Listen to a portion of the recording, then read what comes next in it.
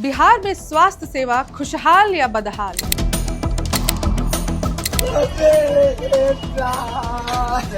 बड़े अस्पतालों का क्या है हाल? क्या आम इंसान महज एक गिनती बन चुका है? क्या बुनियादी स्वास्थ्य सेवाएं मिल पा रही हैं? आखिर क्यों बिहार की स्वास्थ्य व्यवस्था देश में अचानक ट्रेंड करने लगा है? जानने के लिए देखें ये पूरी रिपोर्ट। में चला गया है तो बिल्कुल मेंटल में चला गया है। अब बताइए कि इलाज किसे कराया जाए? कि मेरा बच्चे को अगर सही ढंग से इलाज होता तो मेरे बच्चे बच जाते। नमस्कार, मेरा नाम ऋचा है और आज मैं आपको बताने जा रही हूँ बिहार की उस खस्ता स्वास्थ्य व्यवस्था के बारे में जहाँ हो सकता है कि आप बीमारी से ना मरें लेकिन अस्पताल की लापरवाही से जरूर मर जाएं। पंखा है चल रहा लेकिन नीचे हवा नहीं लगता है, ठीक है ना, इससे और भी परेशानी हो जाता है।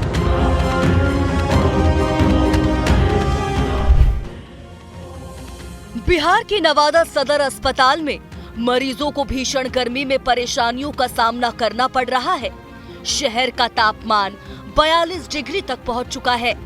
गर्मी की वजह से अस्पताल में मरीजों की संख्या बढ़ चुकी है। अस्पताल की स्थिति चिंताजनक है।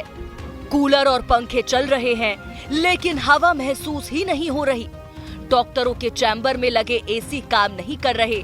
डॉक्टर के कमरों के दरवाजे टूटे पड़े हैं।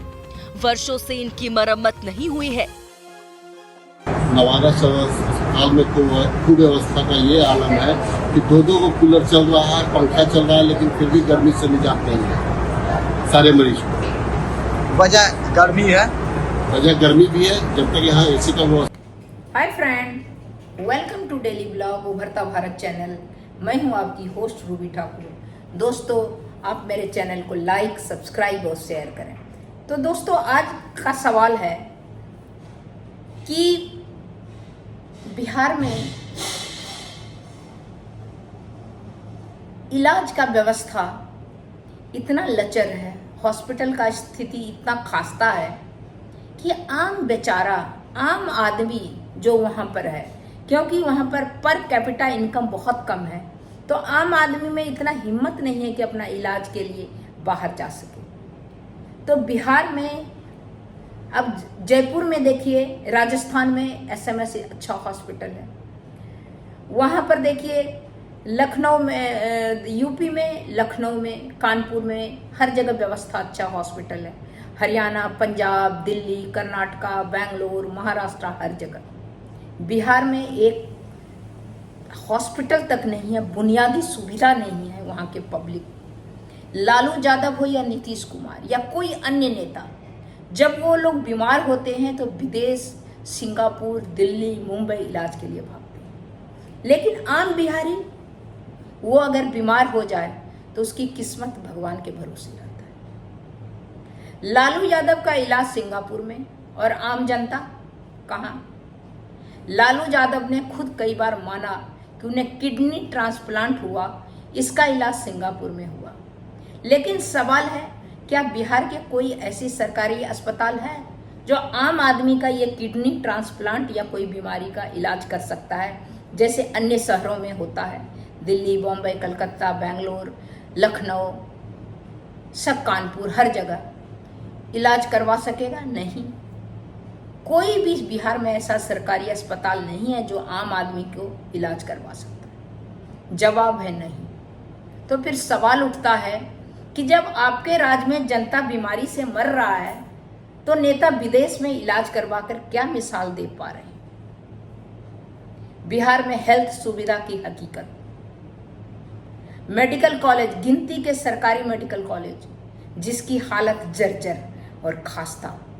जिला अस्पताल, दवा नहीं, डॉक्टर नहीं, डॉक्टर प्राइवेट प्रैक्टिस में बिजी, और डॉक्टर का भी कुछ क्या बोलते हैं ग्रुप, वो बनने के लिए नहीं दे रहा, क्योंकि उसके पास पब्लिक जाएगा नहीं जब हॉस्पिटल अच्छा सा बन जाएगा।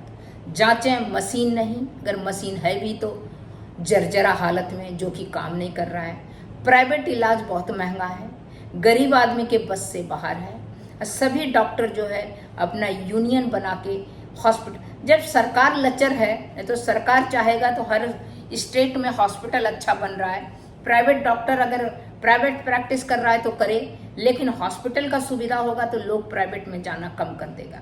एम्स पटना, एक ही एम्स है पूरे बिहार में, भीड़ इतनी कि महीनों तक अपॉइंटमेंट नहीं मिलता है। अगर कोई मरीज इमरजेंसी हो तो मरना उसका तय हो जाएगा।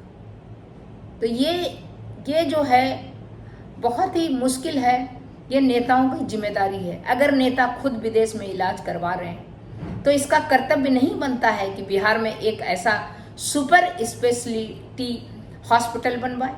लालू यादव ने कभी सत्ता में रह के क्यों नहीं बिहार में किडनी स्पेशलाइज्ड हॉस्पिटल बनवाया? नीतीश कुमार 17 साल में क्यों नहीं एम्स में ऐसा संस्थान बनाया, हर जोन में बनाता कि किसी का किडनी ट्रांसप्लांट हो या किसी का हार्ट का ऑपरेशन हो तो पटना में हो।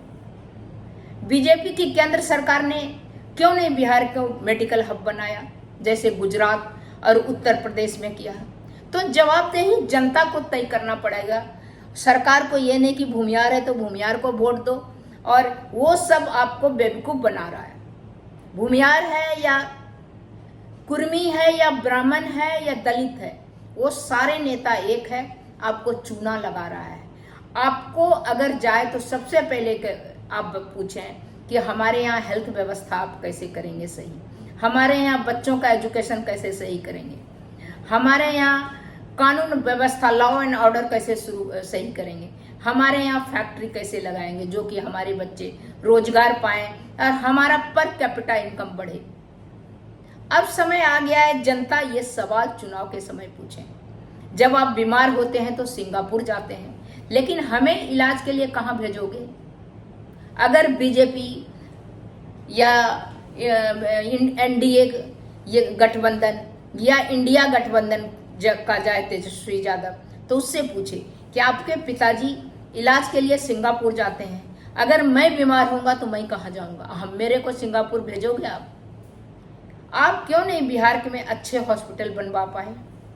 क्या आपने कभी अपने परिवार का इलाज सरकारी अस्पताल में करवाया? उस नेता से पूछना बहुत जरूरी है। निष्कर्ष ये है, कंक्लूजन, सच्चे नेता वही है जो अपने लिए नहीं जनता के लिए सोचता है। सारा पब्लिक को जाति कह के वोट बिल्कुल नहीं देना चाहिए। जो डेवलपमेंट करे, जो आपके बच्चों का रोजगार दिलाए, जो आपके बुजुर्गों को बीमारी में से निकाले, जो आपके बच्चों को एजुकेशन दिलाए, उसी नेता को आप चुनिए। जाति पर कुछ नहीं। सभी नेता एक साथ बैठ के खाते पीते एंजॉय करते हैं, आपको बेवकूफ बना के आपको चुना लगा। अगर नेता विदेश में इलाज करवाता है तो कम से कम राज्य में ऐसी सुविधा बनवानी चाहिए ताकि जनता को सिंगापुर ना जाना पड़े। और सिंगापुर जाने के लिए बिहार में पर कैपिटा इनकम इतना लो है, कोई इंडस्ट्रीज नहीं है, कुछ नहीं है कि आदमी वहां पर दिल्ली बॉम्बे इलाज करवाना मुश्किल है तो सिंगापुर जाना तो सवाल नहीं उठता। तो पटना में कम से काम चल जाए। तो इस तरह करके दोस्तों, आप इस बार नेता आए तो आप जरूर ये सवाल पूछेंगे।